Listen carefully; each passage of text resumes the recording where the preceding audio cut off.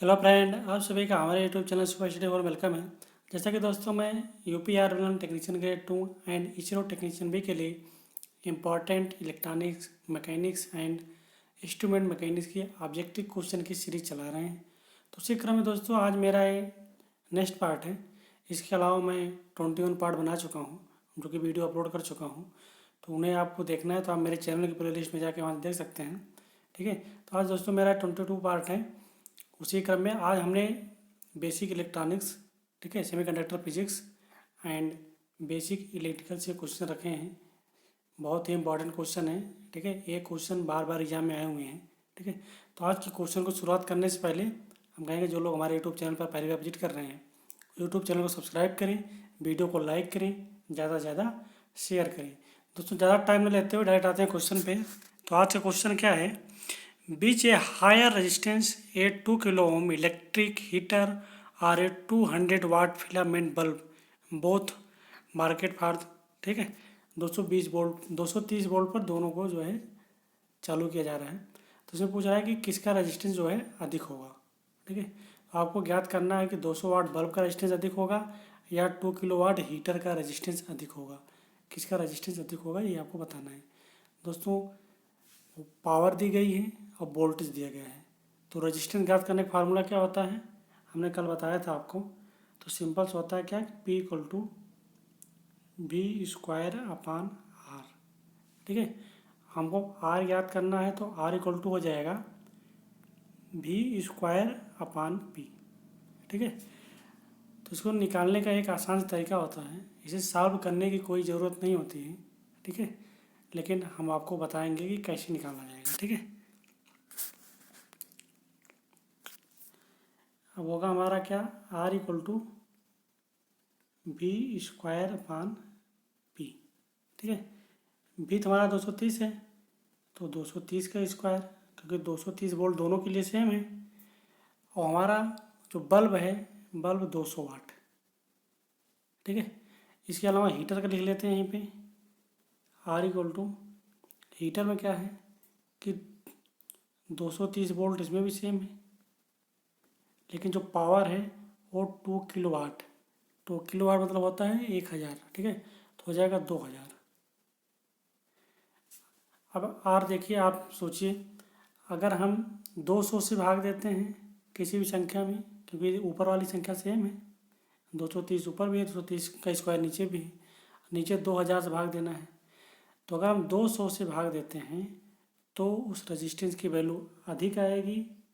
ठीक है, अगर हम 2000 से भाग देंगे तो रेजिस्टेंस वैल्यू क्या होगी, कम होगी। ठीक है, तो एक ऐसे निर्णय पहुँचे हैं कि यदि, ठीक है, यदि अगर वाटेज क्षमता कम है, ठीक है, जिसकी वाटेज क्षमता कम है उसका रेजिस्टेंस अधिक होगा, जिसकी वाटेज क्षमता अधिक है उसका रेजिस्टेंस कम होगा। तो यहाँ पे पूछा है किसका प्रतिरोध अधिक होगा, तो 200 वाट बल्ब का प्रतिरोध अधिक होगा। ऑप्शन नंबर ए सही है। तो इस क्वेश्चन को सॉल्व नहीं करना है, यहीं से देख के डायरेक्ट आपको आंसर मार देना है। इस पॉइंट को आपको याद रखना है। ये पॉइंट आया कहाँ से? ये पॉइंट यहीं से आया, R equal to B square upon P से। ठीक है, यदि वोल्टेज सेम है तब ये नियम लागू होगा। जब वोल्टेज सेम नहीं है, वोल्टेज अलग अलग है, तब आपको ज्ञात करना पड़ेगा। ठीक है, उसके लिए अलग से रूल है, उसके लिए बताएंगे जब एक नेक्स्ट सवाल लेके आएंगे तब। तो इसमें आपको ये चीज़ आपको याद रखनी है। यदि वोल्टेज सेम है तो जिसका रजिस्टेंस, मतलब जिसकी वाटेज क्षमता कम है उसका रजिस्टेंस अधिक होगा, जिसकी वाटेज क्षमता अधिक है उसका रजिस्टेंस कम होगा। तो इसमें ऑप्शन नंबर ए हमारा सही है। तो इसी क्रम देखते हैं next question. What type of temperature coefficient do thermistor have? उच्च प्रतिरोधियों में किस प्रकार का ताप गुणांक होता है? ठीक है, जो हमारा थर्मिस्टर होता है, थर्मिस्टर में किस प्रकार का ताप गुणांक होता है? पॉजिटिव होता है, नेगेटिव होता है, आइदर पॉजिटिव और नेगेटिव या नन ऑफ दीज। दोस्तों ये क्वेश्चन बार बार एग्जाम में आता है। ठीक है, कई बार एग्जाम में पूछा गया है, बहुत ही इंपॉर्टेंट क्वेश्चन है। तो थर्मिस्टर का जो प्रतिरोध ताप गुणांक होता है वो निगेटिव होता है। तो ऑप्शन नंबर बी हमारा सही होगा। Watt hour is the unit of, watt hour किसका मात्रक होता है? इलेक्ट्रिक पावर का, इलेक्ट्रिक कैपेसिटर का, या इलेक्ट्रिक एनर्जी का, या इलेक्ट्रिक चार्ज का? तो आर आवर किसका मात्रक होता है दोस्तों? आर आवर होता है इलेक्ट्रिक एनर्जी का, विद्युत ऊर्जा का मात्रक होता है वाट आवर। ठीक है, इस चीज़ को आपको याद रखना है, बहुत बार एग्जाम में आता है। ठीक है, इसी क्रम देखते हैं। 1 coulomb per second is equal to, 1 coulomb per second किसके बराबर है? ऑप्शन ए में है वाट, जूल, बोल्ट या एम्पियर। तो इसको निकालने का मैं तरीका बता देता हूँ आपको। Q बराबर हम पढ़े क्या होता है? Q बराबर I/T होता है। ठीक है, ये पूछ रहा है कि कूलाम प्रति सेकेंड, तो Q का मात्रा कूलाम होता है बटे T=I।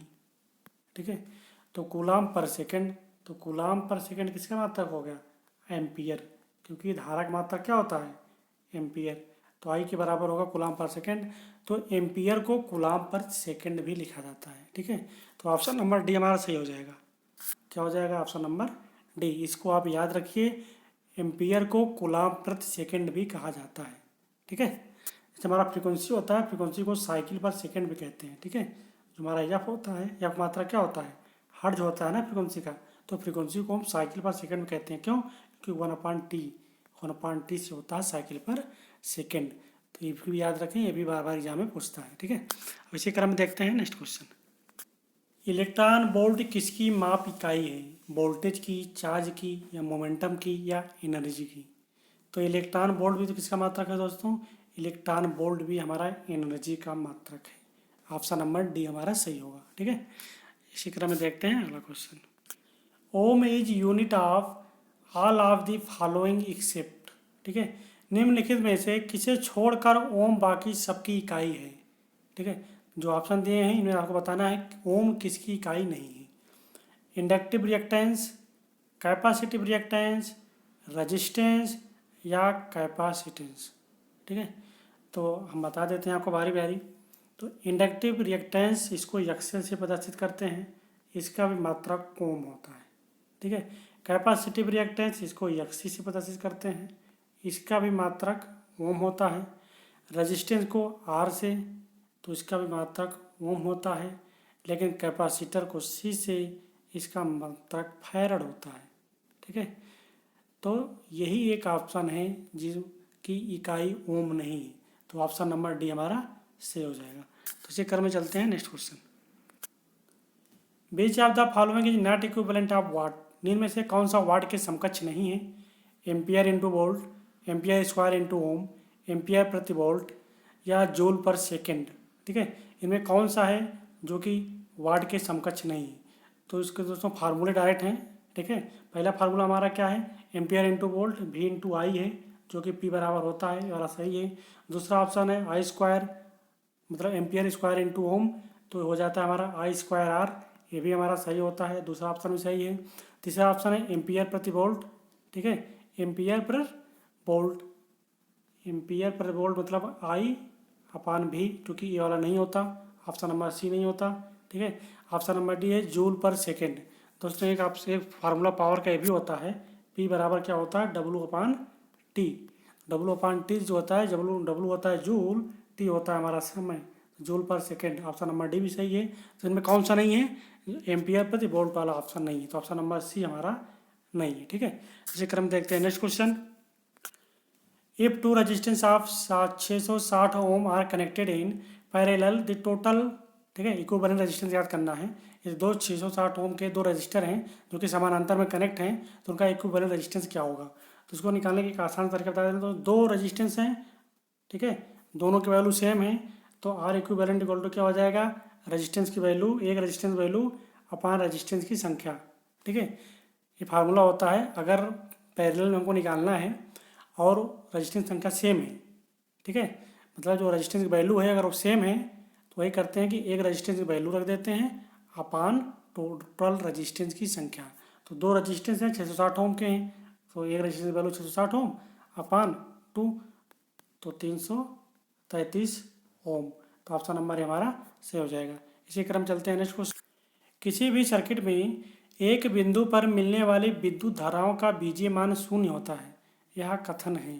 ठीक है, एक किसका स्टेटमेंट है? किरचॉफ का जंक्शन नियम है, एम्पियर का सर्किट नियम है, या किरचॉफ का लूप नियम है, या लेंज का नियम है? दोस्तों ये क्या है कि स्टेटमेंट को जैसे कह रहा है उसे करना है, ठीक है।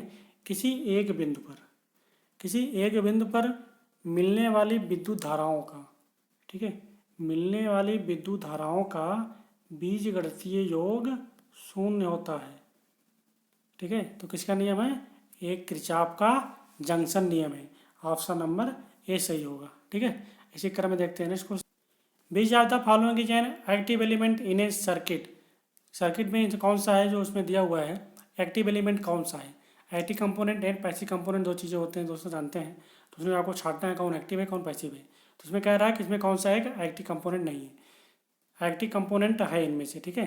तो current source, resistance, inductance and capacitance. तो इसमें हमारा क्या है, करंट सोर्स जो होता है वही हमारा एक्टिव कंपोनेंट है, बाकी ये तीनों हमारे क्या है, पैसिव है, ठीक है। ये तीनों हमारे क्या है, पैसिव कंपोनेंट है। तो इसी क्रम में देखते हैं नेक्स्ट क्वेश्चन। दोस्तों देखो, एक्टिव पैसिव पहचानने के लिए आपको जरूर आएगा, ठीक है, क्योंकि यही मेन है, ठीक है। किसी भी बेसिक इलेक्ट्रिकल में या इलेक्ट्रॉनिक्स में आपको पढ़ना है तो आपको सर्किट में पहचानना जरूर होना चाहिए कौन सा एक्टिव कंपोनेंट होता है, कौन पैसिव होता है। यही बेसिक इलेक्ट्रॉनिक्स की शुरुआत होती है, ठीक है।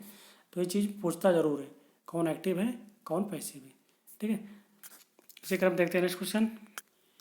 This circuit in capacitive circuit dot dot the voltage, the current in capacitive circuit dot dot the voltage. संधारित्र परिपथ में धारा वोल्टता से डॉट डॉट होता है।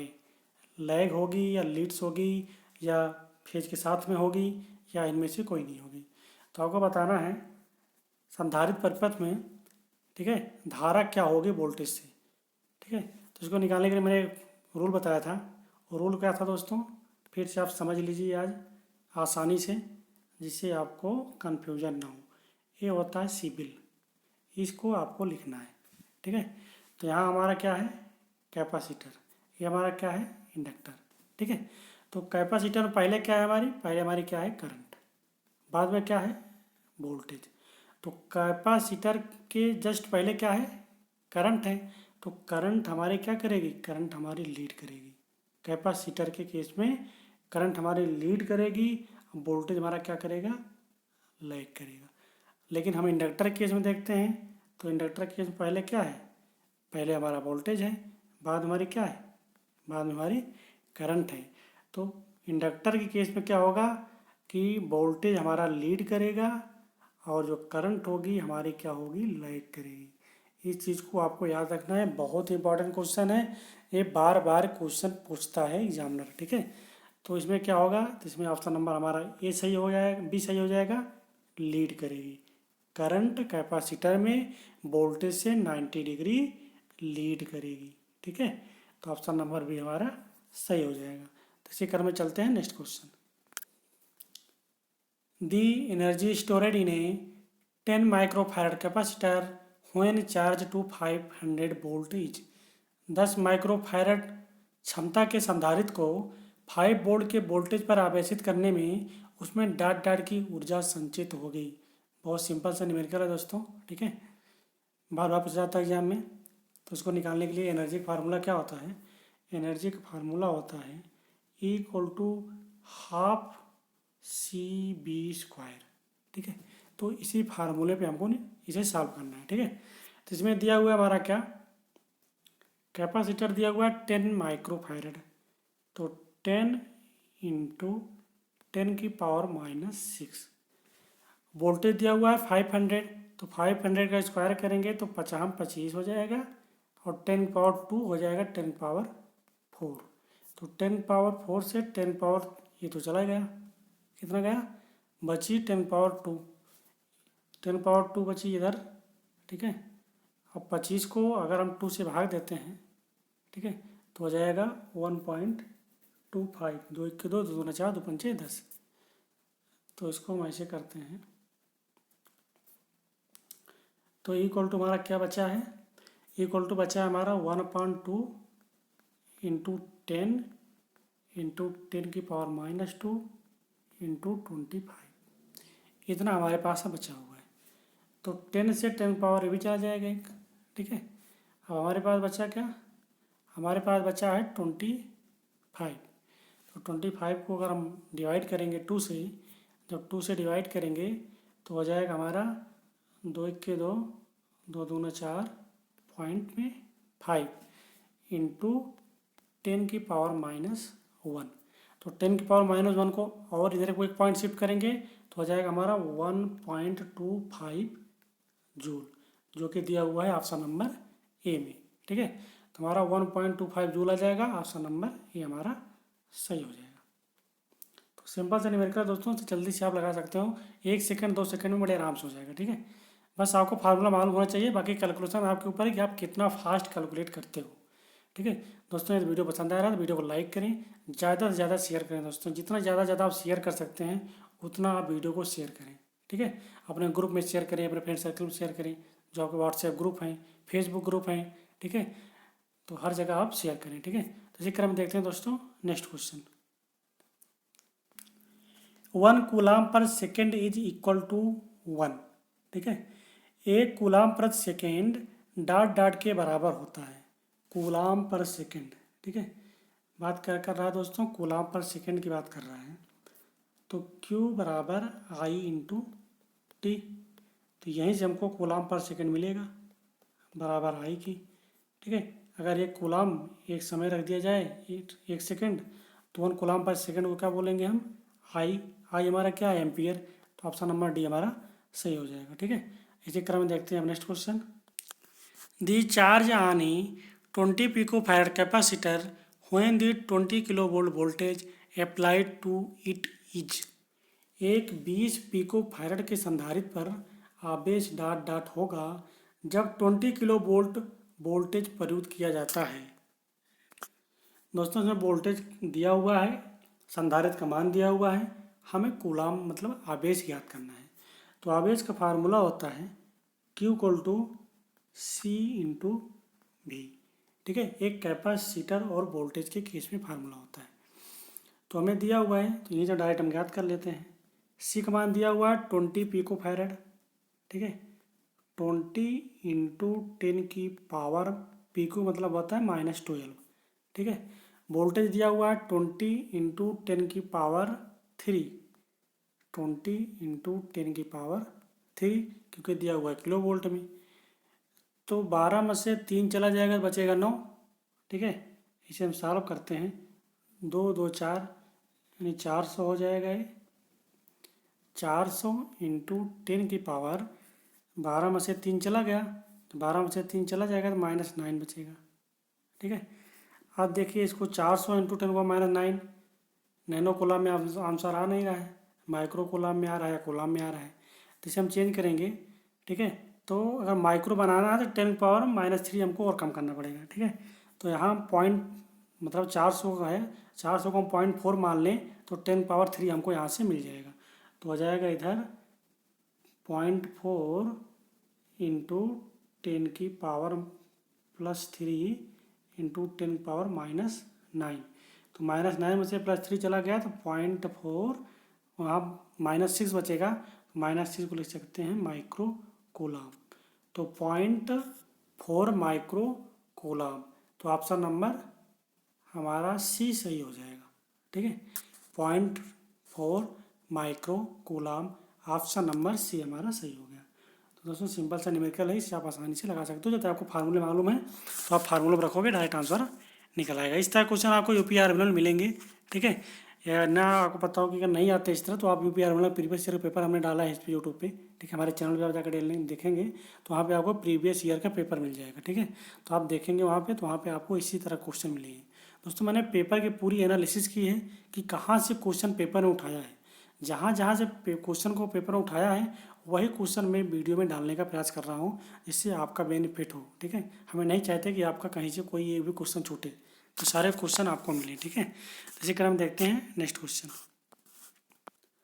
इन a capacitor storage 100 micro coulomb charge at 10 volt the capacitance value is. Capacitor की value याद करनी है, आवेश का मात्रक, आवेश का मान, और हमको दिया है क्या मतलब कि वोल्टेज का मान दिया हुआ है, कैपेसिटर याद करना है। तो वही फार्मूला लगाएंगे जो इसके पहले लगाया था अभी।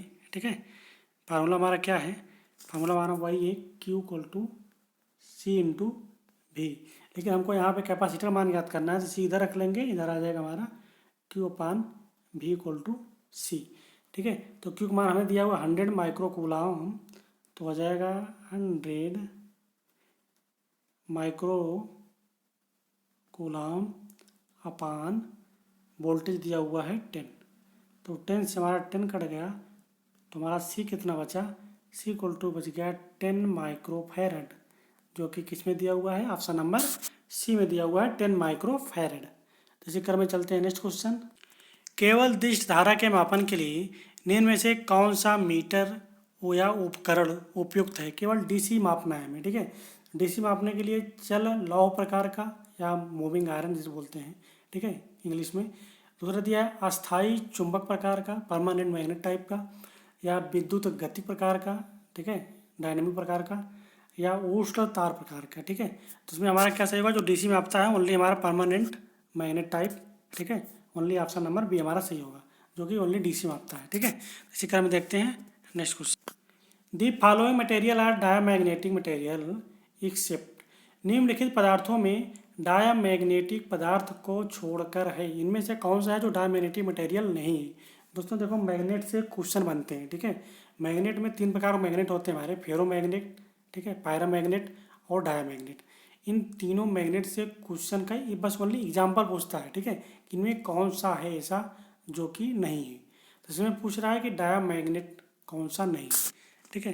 दोस्तों इसको मैं पहचानने के लिए आपको मैं एक आसान तरीका बता देता हूँ, ठीक है। आप जानते हो कंडक्टर, सेमीकंडक्टर और इंसुलेटर, तो उसी श्रेणी में इसे आप बांट लीजिए, ठीक है। तो हमारा जो फेरो मैग्नेट होगा उसे आप याद करने के लिए आसान तरीका बता रहा हूँ, ठीक है। फेरो को आप कंडक्टर मान सकते हो, जैसे कंडक्टर में क्या होता है, चालकता बहुत अधिक होती है। तो फेरो मैग्नेट में क्या होता है कि इसकी चुंबकशीलता भी बहुत अधिक होती है, ठीक है, इसको चुंबक को आकर्षण करने की क्षमता बहुत अधिक होती है। तो हमारा हो गया है। उसके बाद सेमीकंडक्टर में क्या होता है, उसमें थोड़ा चालकता कम होती है। तो हमारा जो पैरा मैग्नेट होता है इसमें भी चुंबकीय शक्ति थोड़ा कम होती है। उसके बाद आ जाता है हमारा वो कहते हैं इंसुलेटर, बिल्कुल नहीं होता चालन, तो उसे डायामैग्नेट भी होता है, उसमें भी बिल्कुल नहीं होता मैग्नेट। तो इसे आप ऐसे बांट सकते हो, ferromagnet as a conductor, paramagnet as a semiconductor, diamagnet as a insulator. याद करने का आसान सा तरीका है, तो इसी क्रम में आप इसे बांट सकते हो। तो इसमें क्या है, आयरन, आयरन हमारा क्या होता है जानते हैं हम, आयरन हमारा किस में आता है, फेरो मैग्नेट में आता है। यही वाला ऑप्शन नहीं है, ठीक है, यही ऑप्शन है जो कि डायामैग्नेट नहीं है। तो ऑप्शन नंबर सी हमारा सही हो जाएगा। इसी क्रम में देखते हैं next question. The magnetic sustainability of a paramagnetic material is, अनुचुंबकीय सामग्री की चुंबकीय सुग्राहिता होती है less than 0, less than 1 but positive, greater than 1, equal to 0। तो दोस्तों जो हमारा पैरामैग्नेटिक मटेरियल होता है इसकी जो सस्टेनेबिलिटी होती है इसे बोलते हैं अनुचुंबकीय सुग्राहिता, ठीक है। अनुचुंबकीय पदार्थ की सुग्राहिता या सस्टेनेबिलिटी तो क्या होती है, ऑप्शन नंबर बी सही है, लेस देन 1, ठीक है, 1 से कम होती है लेकिन पॉजिटिव होती है, ठीक है, 1 से कम लेकिन धनात्मक होती है। तो इसी क्रम में देखते हैं next question. Which of the following capacitor are used in DC circuit. निम्नलिखित संधारित्रों में से कौन सा डीसी परिपथों में प्रयोग किया जाता है, माइका का, एयर का, या सिरेमिक का, या इलेक्ट्रोलाइटिक का। एक कैपेसिटर के प्रकार हैं, कौन सा ऐसा कैपेसिटर है जो डीसी सर्किट में यूज किया जाता है। तुम्हारा कौन सा होता है दोस्तों, इलेक्ट्रोलाइटिक कैपेसिटर होता है। आप कहेंगे कि ऐसा क्यों, क्योंकि दोस्तों इलेक्ट्रो का जो होता है पोलराइज कैपेसिटर होता है, ठीक है, इसमें पोलराइजेशन होता है। और डीसी हमारा क्या होता है, डीसी में पोलराइजेशन नहीं होता, इसीलिए इसे यूज किया जाता है, ठीक है, डायरेक्ट करंट में, इसीलिए हम इलेक्ट्रोलाइटिक कैपेसिटर का प्रयोग करते हैं। The transistor amplifier with 85% of efficiency is likely to be. दक्षता के 85% के साथ ट्रांजिस्टर प्रवर्धक की तरह होता है। किसकी दक्षता ऐसी है जो 85% है, क्लास ए की, क्लास बी की, क्लास ए बी की, या क्लास सी की। तो हमने बताया था इसके पहले भी, क्लास सी एम्पलीफायर की जो एफिशिएंसी होती है वो 85% होती है, ठीक है, इस चीज़ को आपको याद रखना है। इसी क्रम देखते हैं हम नेक्स्ट क्वेश्चन।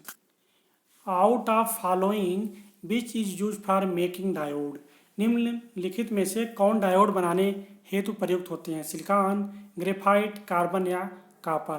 दोस्तों जानते हैं सिलिकॉन हमारा क्या है, यही है जिससे हम डायोड बनाया जाता है, ठीक है, तो ऑप्शन नंबर हमारा सही होगा।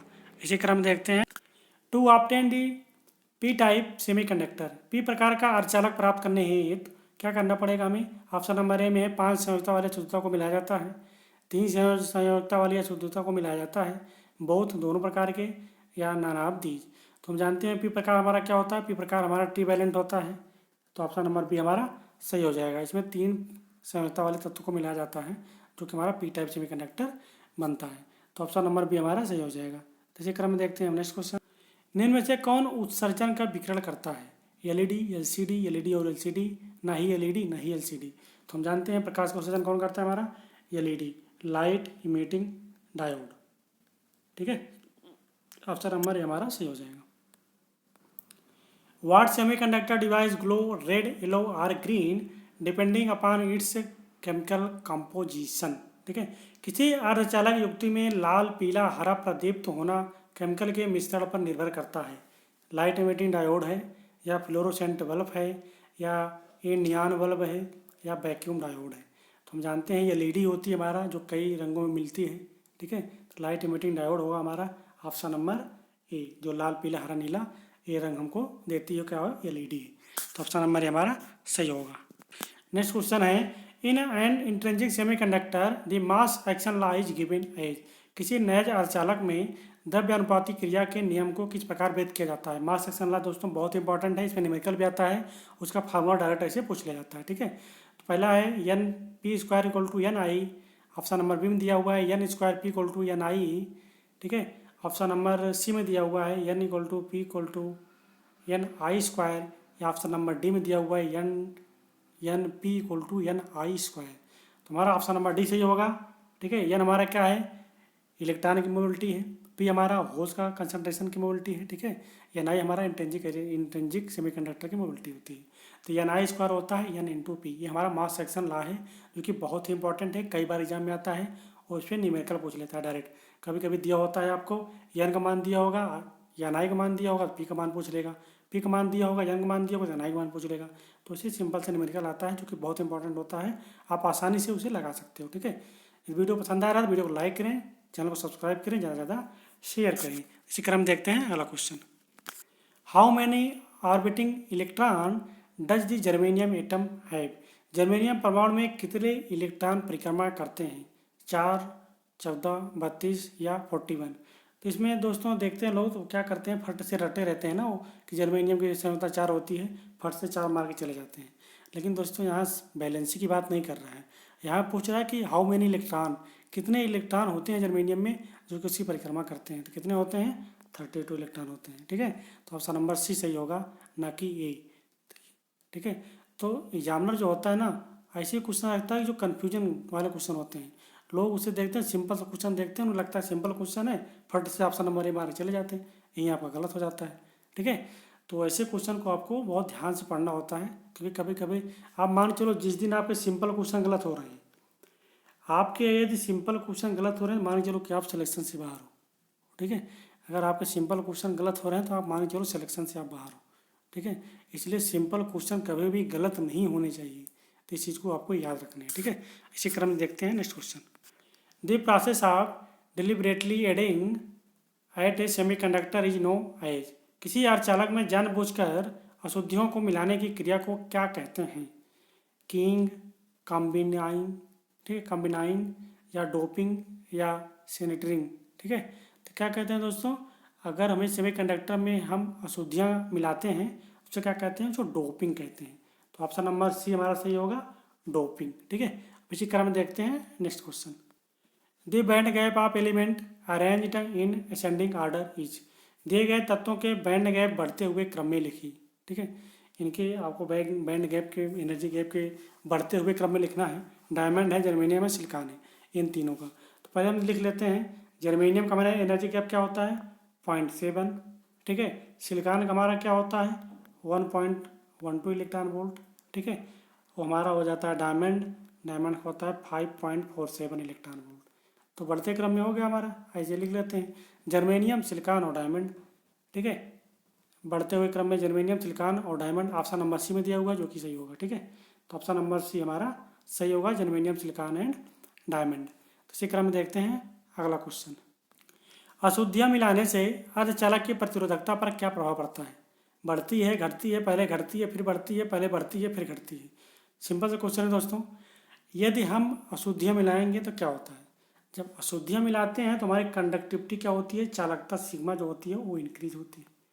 ठीक है, जब चालकता हमारी इंक्रीज होगी तो हमारा जो रो होता है वो इन्वर्सली प्रोपोर्शनल होता है सिग्मा के। जब हमारी चालकता इंक्रीज हो रही है तो रेजिस्टिविटी हमारी क्या होगी, डिक्रीज होगी। ठीक है, तो ये पूछ रहा है प्रतिरोधकता क्या होती है, चालकता बढ़ेगी तो प्रतिरोधकता हमारी घटेगी। तो ऑप्शन नंबर बी हमारा सही हो जाएगा। ठीक है, जब आपको रिलेशन मालूम है तो आप वहीं से रिलेशन को आप फट से आप देखिए कौन सी चीज़ कहाँ पूछ रहा है, वहाँ पे आप तुरंत लगाइए।